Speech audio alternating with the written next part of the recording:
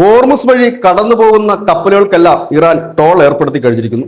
കഴിഞ്ഞ ദിവസം ഇന്ത്യയുടെ 2 കപ്പലുകൾ അതുവഴി കടന്നുപോയപ്പോൾ ടോൾ നൽകിയാണ് കടന്നുപോയതെന്ന് ചില മാധ്യമങ്ങൾ റിപ്പോർട്ട് ചെയ്തിരുന്നു. എന്നാൽ അത് നിഷേധിച്ചുകൊണ്ട് ഇറാന്റെ ഇന്ത്യയിലെ പ്രതിനിധി മുഹമ്മദ് ഫത്തേലി എത്തിയിരിക്കുന്നു. അദ്ദേഹം പറയുന്നത് ഇന്ത്യ ഒരിക്കലും ടോളിൽ ഉൾപ്പെടുത്തില്ല, ഇന്ത്യൻ കപ്പലുകൾക്ക് ടോൾ തങ്ങൾ വാങ്ങിയിട്ടുമില്ല, ഇത് നിങ്ങൾക്ക് പരിശോധിക്കാവുന്നതാണ്, ഇന്ത്യൻ പ്രതിനിധികളോട് ചോദിക്കാം, ഇല്ലെങ്കിൽ മറ്റാരോടെങ്കിലും നിങ്ങൾക്ക് ഇത് തിരക്കാവുന്നതാണ്. ഒരിക്കലും ഇന്ത്യയിൽ നിന്ന് ഞങ്ങൾ ടോൾ വാങ്ങില്ല, ഇന്ത്യ സൗഹൃദ രാജ്യമാണ്, എന്നാൽ മറ്റു രാജ്യങ്ങളിൽ നിന്നും തങ്ങൾ ടോൾ ഈടാക്കും എന്നാണ് ഇപ്പോൾ ഇറാന്റെ പ്രതിനിധി പറഞ്ഞിരിക്കുന്നത്.